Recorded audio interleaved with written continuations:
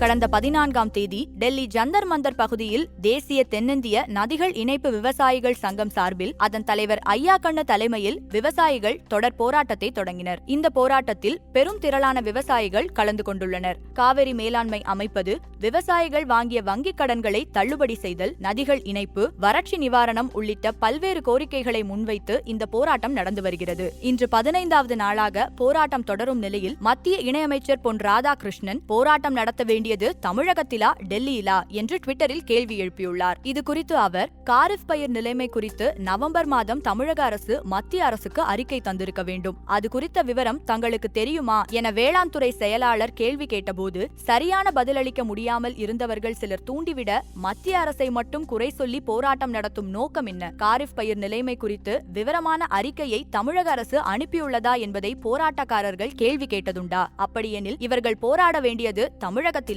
இல்லை டெல்லியிலா? போராடுவோர் இனியேனும் உண்மையை உணர்ந்து கொள்வார்கள் என நம்புகிறேன் என்று தனது ட்விட்டர் பக்கத்தில் பதிவு செய்துள்ளார். மேலும் இதுபோன்ற செய்திகளை தெரிந்து கொள்ள சுட சுட சேனலை சப்ஸ்கிரைப் செய்யுங்கள்.